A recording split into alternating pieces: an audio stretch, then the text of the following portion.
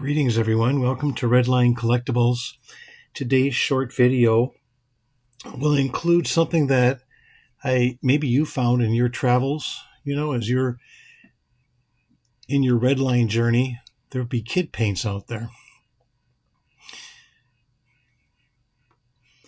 This one came in a collection today, and I thought I'd share just the kind of the opening theme of this. Those red lines. Oh my goodness. Now there's invention right there. There's the American ingenuity like I've never seen before. How about you? Check out those tires. I mean, I don't think I've seen one quite like that. But no, and just in the ingenuity, I think we've all been there. We've all sort of done different things with red lines, where you tape off part of the casting, like with this twin mill. You're taping off all the blue, right? So you're exposing where someone took a paintbrush and mom's nail polish and decided to get creative, but I have to hand it to them. It's pretty cool. It's a nice job. Look at the wowsy front. It's got a lot of polish in that nail polish, right? And then, of course, more of a traditional thing. We've seen this quite a bit. I debate back and forth about removing this with WD-40. I've mentioned that before. It seems to do the trick. It does take a little bit of coaxing, if you will, because, Mattel and their ingenuity, these stickers were lots of longevity. That's all I got to say. And sometimes I don't want to take it to the nth degree where you're ruining the original Spectraflame finish. Look at this, beautiful. Little custom Firebird. Now, this is not too bad of bananas. Little missing couple little chippies here and there, but what a nice example. Oh yeah, that's why there's no cowl neck, is because the hood had some staying power. Look at that. Common problem with the design of the toys is the cowl being very sharp. If that hood is extended too extravagantly, you may end up getting some damage. And then lastly, with this grouping is the, application of the daisies that really were reserved for the 1969s and 1970s.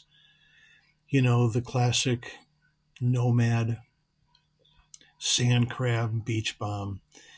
And every once in a while, you see this cross-pollination of the water slides onto, I think it's green twin mill, guys.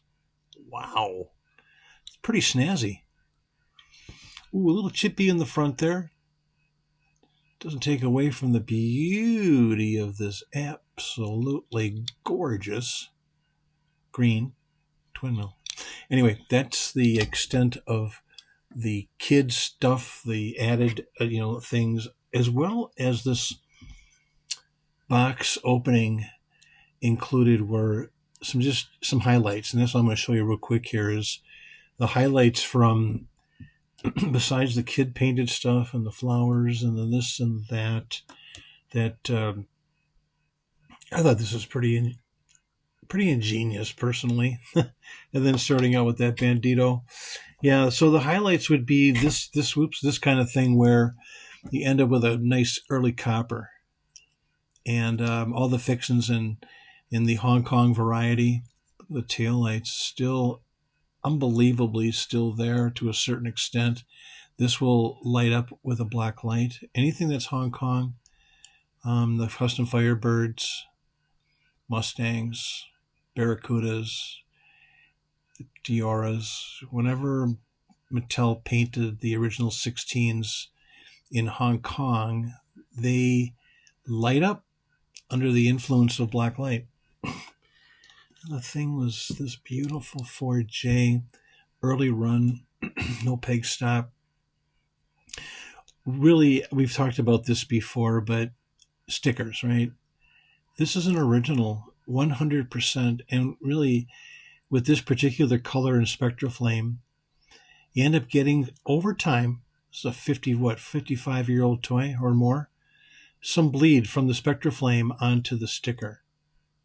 And that's why you see a little bit of that that tinge of yellow. But same with the number ones there was an option to put the one there. I don't know why they put it there. That's what the owner was thinking at the time. A little bit of wear on those hubs. Beautiful little car here. Original stickers, like I said, the rocker panel.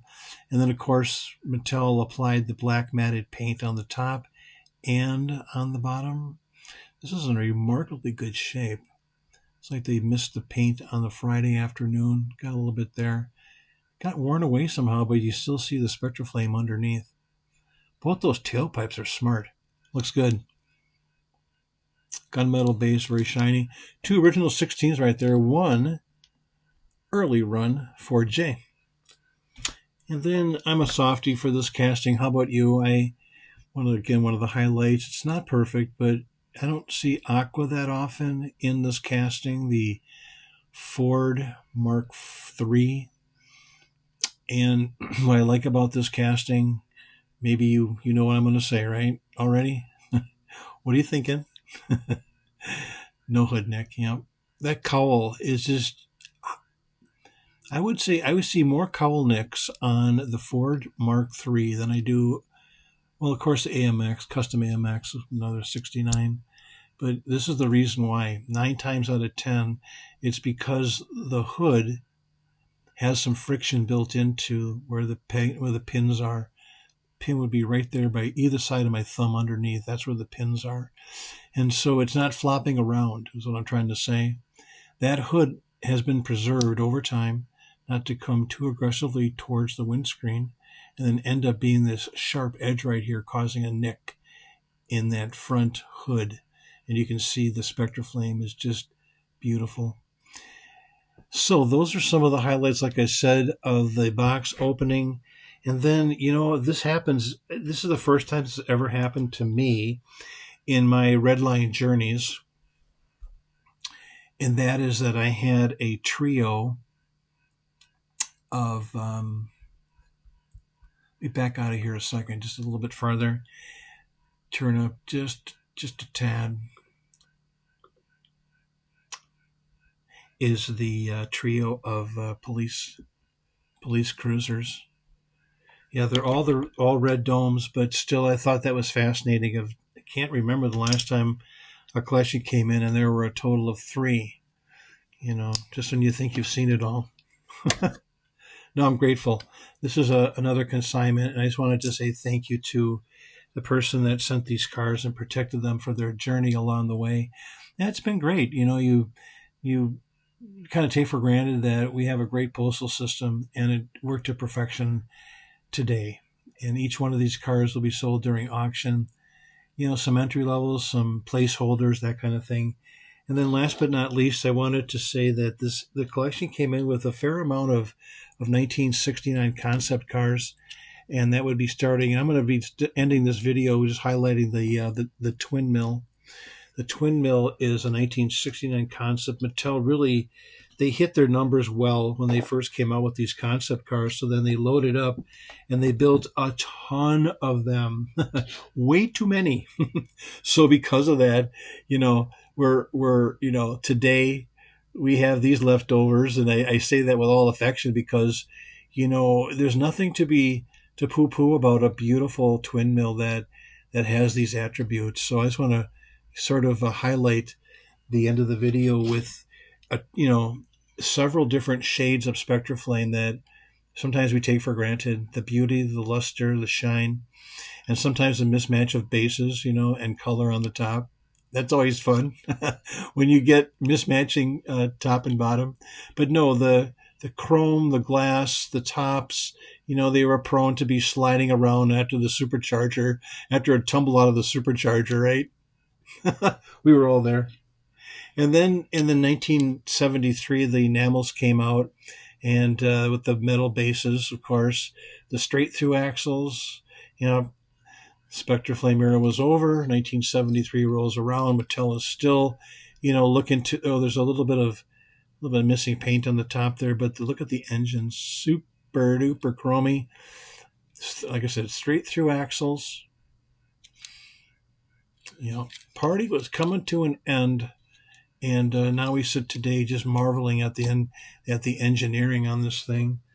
And then just a couple more to complement what's flowing around up there. But different shades of aqua, guys. Is that something you've experienced in your Redline collection? There's like, you think you've seen all the different shades, and then something shows up that's really, really dark and lustery. Very. Sometimes I'll call it wet, like the wet appearance, right?